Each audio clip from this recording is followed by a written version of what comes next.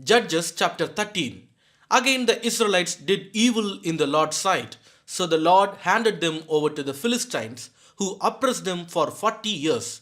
In those days, a man named Manoah from the tribe of Dan lived in the town of Zorah. His wife was unable to become pregnant, and they had no children. The angel of the Lord appeared to Manoah's wife and said, "Even though you have been unable to have children, you will soon become pregnant and give birth to a son. So be careful, you must not drink wine or any other alcoholic drink, nor eat any forbidden food. You will become pregnant and give birth to a son, and his hair must never be cut, for he will be dedicated to God as a Nazarite from birth. He will begin to rescue Israel from the Philistines." The woman ran and told her husband, "A man of God appeared to me. He looked like one of God's angels, terrifying to see. I didn't ask where he was from, and he didn't tell me his name. But he told me, 'You will become pregnant and give birth to a son. You must not drink wine or any other alcoholic drink, nor eat any forbidden food, for your son will be dedicated to God as a Nazarite from the moment of his birth until the day of his death.'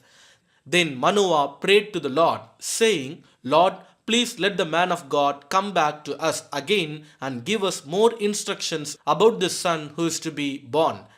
God answered Manoah's prayer, and the angel of God appeared once again to his wife as she was sitting in the field. But her husband Manoah was not with her. So she quickly ran and told her husband, 'The man who appeared to me the other day is here again.' Manoah ran back with his wife and asked, 'Are you the man who spoke to my wife the other day?' 'Yes,' he replied, 'I am.' So Manoah asked him, 'When your words come true, what kind of rules should govern the boy's life and work?' The angel of the Lord replied, 'Be sure your wife follows the instructions I gave her. She must not eat grapes or raisins, drink wine or any other alcoholic drink, or eat any forbidden food.' Then Manoah said to the angel of the Lord, 'Please stay here until we can prepare a young goat for you to eat.' 'I will stay,' the angel of the Lord replied, 'but I will not eat anything. However, you may prepare a burnt offering as a sacrifice to the Lord.' Manoah didn't realize it was the angel of the Lord. Then Manoah asked the angel of the Lord, 'What is your name? For when all this comes true, we want to honor you.' 'Why do you ask my name?' the angel of the Lord replied. 'It is too wonderful for you to understand.' Then Manoah took a young goat and a grain offering and offered it on a rock as a sacrifice to the Lord. And as Manoah and his wife watched, the Lord did an amazing thing. As the flames from the altar shot up toward the sky, the angel of the Lord ascended in the fire. When Manoah and his wife saw this, they fell with their faces to the ground. The angel did not appear again to Manoah and his wife. Manoah finally realized it was the angel of the Lord, and he said to his wife, 'We will certainly die, for we have seen God.' But his wife said, 'If the Lord were going to kill us, he would not have accepted our burnt offering and grain offering. He wouldn't have appeared to us and told us this wonderful thing and done these miracles.' When her son was born, she named him Samson, and the Lord blessed him as he grew up. And the Spirit of the Lord began to stir him while he lived in Mahanedan, which is located between the towns of Zorah and Eshtaol. Judges chapter 14. One day when Samson was in Timnah, one of the Philistine women caught his eye. When he returned home, he told his father and mother, 'A young Philistine woman in Timnah caught my eye. I want to marry her. Get her for me.' His father and mother objected. 'Isn't there even one woman in our tribe or among all the Israelites you could marry?' they asked. 'Why must you go to the pagan Philistines to find a wife?' But Samson told his father, 'Get her for me. She looks good to me.' His father and mother didn't realize the Lord was at work in this, creating an opportunity to work against the Philistines who ruled over Israel at that time. As Samson and his parents were going down to Timnah, a young lion suddenly attacked Samson near the vineyards of Timnah. At that moment, the Spirit of the Lord came powerfully upon him, and he ripped the lion's jaws apart with his bare hands. He did it as easily as if it were a young goat, but he didn't tell his father or mother about it. When Samson arrived in Timnah, he talked with the women and was very pleased with her. Later, when he returned to Timnah for the wedding, he turned off the path to look at the carcass of the lion, and he found that a swarm of bees had made some honey in the carcass. He scooped some of the honey into his hands and ate it along the way. He also gave some to his father and mother, and they ate it. But he didn't tell them he had taken the honey from the carcass of the lion. As his father was making final arrangements for the marriage, Samson threw a party at Timnah, as was the custom for elite young men. When the bride's parents saw him, they selected 30 young men from the town to be his companions. Samson said to them, "Let me tell you a riddle. If you solve my riddle during these 7 days of the celebration, I will give you 30 fine linen robes and 30 sets of festive clothing. But if you can't solve it, then you must give me 30 fine linen robes and 30 sets of festive clothing." All right, they agreed. "Let's hear your riddle." So he said, "Out of the one who eats came something to eat. Out of the strong came something sweet." 3 days later, they were still trying to figure it out. On the fourth day, they said to Samson's wife, "Entice your husband to explain the riddle for us, or we will burn down your father's house with you in it. Did you invite us to this party just to make us poor?" So Samson's wife came to him in tears and said, "You don't love me? You hate me? You have given my people a riddle, but you haven't told me the answer." "I haven't even given the answer to my father or mother," he replied. "Why should I tell you?" So she cried whenever she was with him and kept it up for the rest of the celebration. At last, on the seventh day, he told her the answer because she was tormenting him with her nagging. Then she explained the riddle to the young men. So, before sunset of the seventh day, the men of the town came to Samson with their answer. "What is sweeter than honey? What is stronger than a lion?" Samson replied, "If you hadn't plowed with my heifer, you wouldn't have solved my riddle."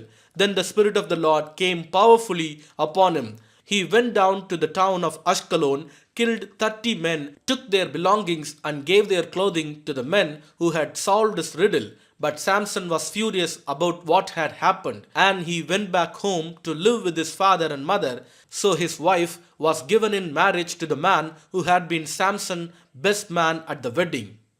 Judges chapter 15. Later on, during the wheat harvest, Samson took a young goat as a present to his wife. He said, "I am going into my wife's room to sleep with her." But her father wouldn't let him in. "I truly thought you must hate her," her father explained. "So I gave her in marriage to your best man. But look, her younger sister is even more beautiful than she is. Marry her instead." Samson said, "This time I cannot be blamed for everything I am going to do to you Philistines."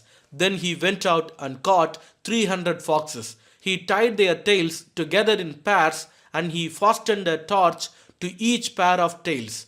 Then he lit the torches and let the foxes run through the grain fields of the Philistines. He burned all their grain to the ground, including the sheaves and the uncut grain. He also destroyed their vineyards and olive groves. "Who did this?" the Philistines demanded. "Samson," was the reply, because his father-in-law from Timnah gave Samson's wife to be married to his best man.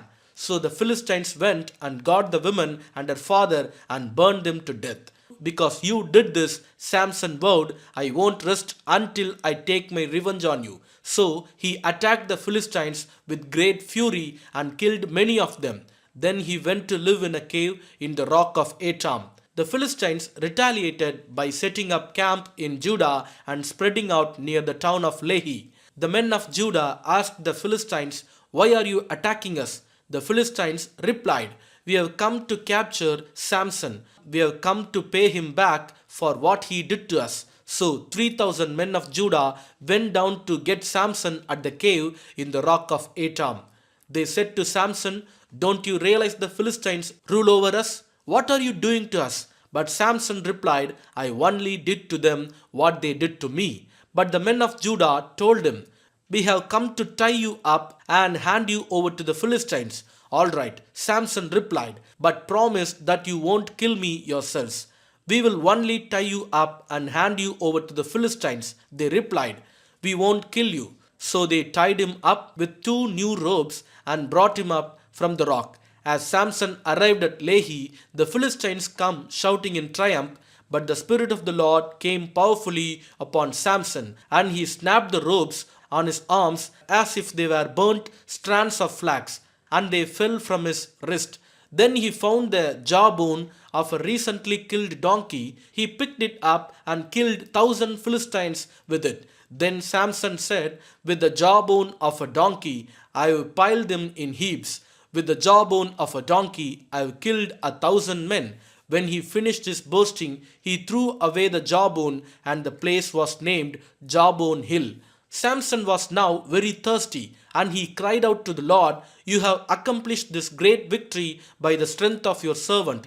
Must I now die for thirst and fall into the hands of these pagans? So God caused water to gush out of a hollow in the ground at Lehi, and Samson was revived as he drank. Then he named that place the spring of the one who cried out, and it is still in Lehi to this day. Samson judged Israel for 20 years during the period when Philistines dominated the land. Proverbs chapter 18. Unfriendly people care only about themselves. They lash out at common sense. Fools have no interest in understanding.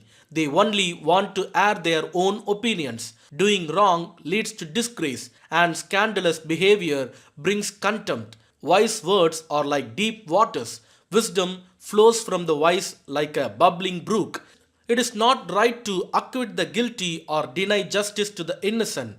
Fools' words get them into constant quarrels. They are asking for a beating. The mouths of fools are their ruin. They trap themselves with their lips. Rumors are dainty morsels that sink deep into one's heart. A lazy person is as bad as someone who destroys things. The name of the Lord is a strong fortress. The godly run to him and are safe. The rich think of their wealth as a strong defense. They imagine it to be a high wall of safety. Haughtiness goes before destruction. Humility precedes honor. Spouting off before listening to the facts is both shameful and foolish. The human spirit can endure a sick body, but who can bear a crushed spirit? Intelligent people are always ready to learn. Their ears are open for knowledge. Giving a gift can open doors. It gives access to important people.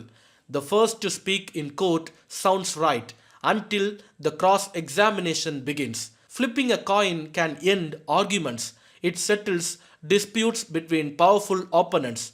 An offended friend is harder to win back than a fortified city. Arguments separate friends like a gate locked with bars. Wise words satisfy like a good meal. The right words bring satisfaction. The tongue can bring death or life. Those who love to talk will reap the consequences. The man who finds a wife finds a treasure, and he receives favor from the Lord. The poor plead for mercy. The rich answer with insults. There are friends who destroy each other, but a real friend sticks closer than a brother. Amen.